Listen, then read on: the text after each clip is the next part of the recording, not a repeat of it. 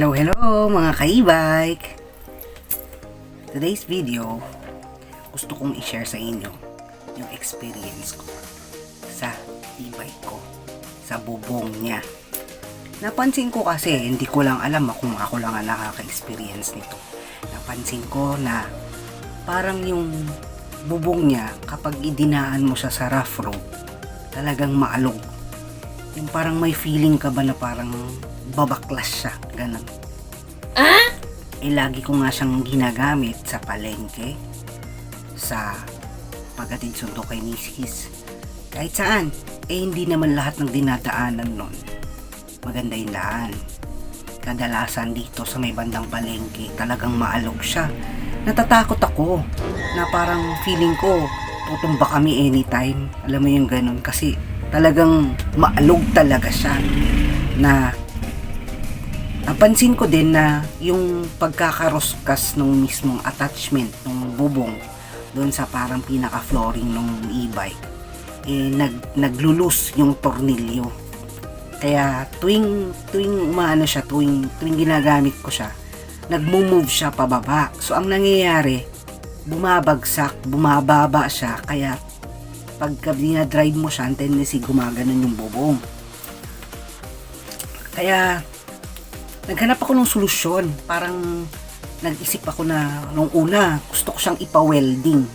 Nag-inquire ako dun sa mga welding shop. Medyo mahal. Kasi ang gagawin lang niya, i-attach lang niya yung mismong bracket niya. I-welding niya lang doon. Naisip ko, parang kung i-welding niya yung part na yun, paano yung parang pinaka-support niya? Weak kasi yung bakal na ginamit. So nag-isip talaga ako ng solusyon na parang hindi po pwedeng laging ganito, na baka may time na talagang bigla na lang siyang bumagsak habang nasa biyahe ako, mahirap. Kaya nag-isip ako ng solusyon. Hindi ko na pinatagal na kakalawangin siya. Kailangan makakaisip na ako ng solusyon. So ang naisip ko, meron kasi kaming kapitbahay na marunong siyang mag-weld. Marunong siyang mag-welding. Naisip ko, ako yung umisip ng idea at sinabi ko sa kanya na kailangan ko siyang ipa-welding. Gagawan ko siya ng bahay kung saan yung bahay ng mismong tubo na kahit na anong move mo, hindi na siya bababa. Maliban pa sa naka-attach na siya dun sa mismong bracket nung pinaka e-bike. So ganito, vinidyo ko siya, pero hindi na siya yung live na ginawa. Vinidyo ko siya at gusto ko lang i-share para dun sa mga e-bike owner na katulad ko na namumblema sa mga bubungan nila. Okay? So ipapakita ko mismo dito sa video na to. So kung bago ka pa lang dito sa channel ko, please don't forget to like, share, and subscribe. Okay? Bye-bye! Dito sa part na to, nagkakat na si Bap ng tubo. Yung tubo na bakal na madalas nating makita gamit ang tubo ng tubig. Gagawin niya yan parang tungkuran ng base ng bubungan ng e-bike. Dalawang tubo yung ikakat niya dyan.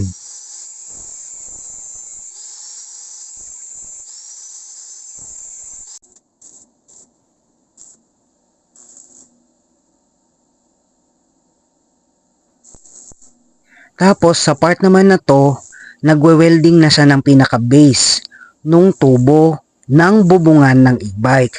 Dalawang ganyan din yung gagawin niya. Paalala ko lang na before nyo ipa-welding yung e-bike nyo, tanggalin nyo yung connector sa may battery mismo. Kasi ang welding rod, masyadong mataas yung voltage niya. Mababa lang naman yung voltage ng e-bike natin. Ma-over yung voltage. Chances are, lolobo yun. Or magiging bloated. Masisira siya.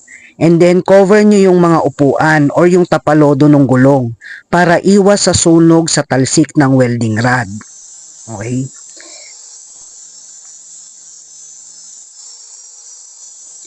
Eto naman yung part na ginagrind or nililiha or pinipino niya na yung part na winelding niya. Yung base na sinasabi ko kanina, para sa safety ba, yung hindi nakakasugat yung edges ng tubo. Nakikita naman dito na pinupulido niya yung pagga-grind.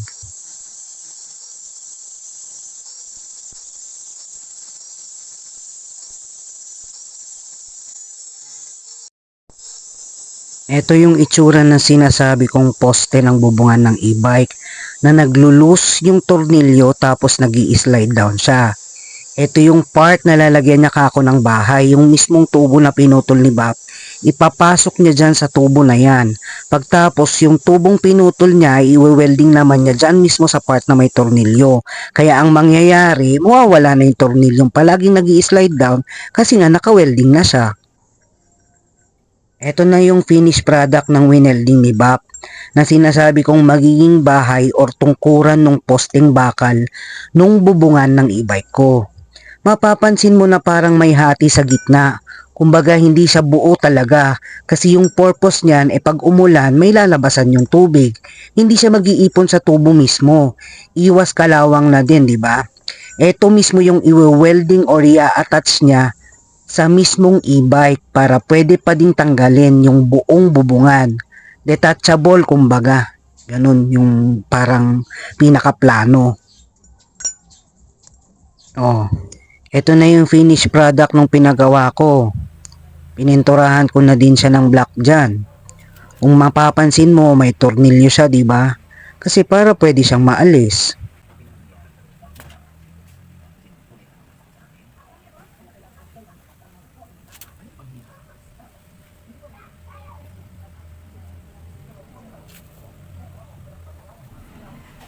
Oh, imaginein mo ha, nagda-drive ka. Wala ka nang takot na baka matanggal pa yung bubong kasi nga may support na siya. Kahit gaano kaalog yung dadaanan mo, hindi na siya matatanggal. Diyan ko na din nilagay yung additional lights ng e-bike ko. Hindi na ako mangangamba sa biyahe ko, basta ingat palagi sa pagdadrive ha. O, ngayon, kung tatanungin mo naman ako sa nagastos ko, if magkano, kay Bap, nagbayad lang ako sa kanya ng 500. Sa kanya na lahat ng materials. Pero syempre, akin yung kuryente. Pero alam mo, malaki na din ang natipid ko dyan eh. Nasunod pa yung design na gusto ko. So, I hope this video ay marami akong natulungan sa ginawa kong solusyon na problema ko sa bubungan ng e-bike ko.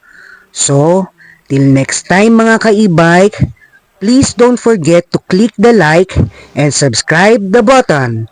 Bye-bye!